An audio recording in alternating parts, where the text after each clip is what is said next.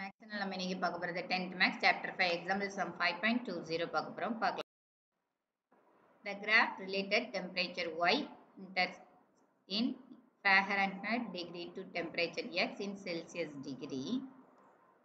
அதாவது கொடுத்துருக்க கிராஃப் வந்து எதை ரீப்ரசன்ட் பண்ணுது அப்படின்னா டெம்பரேச்சர் தான் ரீப்ரசன்ட் பண்ணுது. ஸோ டெம்பரேச்சர் வந்து ஒய் அப்படின்னு எடுக்கிறோம். அது வந்து எப்படி எடுக்கிறோம் அப்படின்னா ஒய்யை வந்து Fahrenheit degree to temperature நம்ம எடுக்கிறோம். தென் எக்ஸ் வந்து செல்சியஸ் டிகிரியாக இருக்கும். தென் இப்போ நம்ம கண்டுபிடிக்க வேண்டியது ஏ வந்து என்னது ஸ்லோப்பு ஒய் இன்டர்செப்ட் கண்டுபிடிக்கணும்னு சொல்லிட்டாங்க. ஸோ பி வந்து ஈக்குவேஷன் ஆஃப் லைன் கண்டுபிடிக்கணும். சி வந்து எது டெம்பரேச்சர் ஆஃப் த எர்த்தின் Fahrenheit டிகிரின்னு நீங்கள் கண்டுபிடிக்கணும். ஆனால் அவங்க கொடுத்துருக்க வந்து டெம்பரேச்சர் இன் செல்சியஸில் கொடுத்துருக்காங்க 25 டிகிரி அப்படின்னு. ஸோ நம்ம இப்போ இந்த கிராஃபை எப்படி சம் செய்யலாம் அப்படின்னு பார்க்கலாம். இந்த கிராஃப்ல 2 பாயிண்ட் இருக்கு. ஸோ ஃபர்ஸ்ட் பாயிண்ட்ல 0,32 எடுத்துக்கலாம். செகண்ட் பாயிண்ட்ல 20,68 எடுத்துக்கலாம். ஸோ இதை வந்து நம்ம என்ன பண்றோம் அப்படின்னா 2 பாயிண்ட் இருந்துச்சு அப்படின்னா ஸ்லோப்போட formula y2 minus y1 by x2 minus x1. So அந்த ஃபார்முலா தான் நம்ம யூஸ் பண்றோம். ஸோ அப்போ y2 ஓட வேல்யூ என்னது 68 மைனஸ் y1 ஓட வேல்யூ 32 தென் பை x2 ஓட வேல்யூ 20 மைனஸ் x1 ஓட வேல்யூ 0. இந்த மாதிரி சப்ஸ்டிட்யூட் பண்ணிக்கோங்க. இப்போ நம்மளுக்கு மைனஸ் பண்ண நம்மளுக்கு கிடைக்கிறது 36/20. தென் ஏன்னா 20யோட எது மைனஸ் பண்ணாலும் அதாவது 0 மைனஸ் பண்ணால் நம்மளுக்கு கிடைக்கிறது 20 தான் கிடைக்கும். 68 மைனஸ் 32 அப்படின்னா 36 கிடைக்கும். தென் இதை கட் பண்ண நம்மளுக்கு கிடைக்கிறது 9/5. நீங்கள் 9/5 அப்படியே வச்சுக்கலாம், பாயிண்டாகவும் மாற்றிக்கலாம். ஸோ 9/5 கட் பண்ணால் 1.8 அப்படின்னு கிடைக்கும்.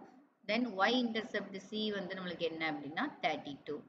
ஃபர்ஸ்ட் பாயிண்ட் தான் நம்மளுக்கு ஒய் இன்டர்செப்ட் எவ்வளோ வருது 32 வருதுல. ஸோ ஒய்யோட வேல்யூ தான் நம்ம எடுத்து எழுதணும். Y intercept c equal to 32. Then இப்போ இந்த நம்மளுக்கு கேட்டிருக்கிறது செகண்ட்.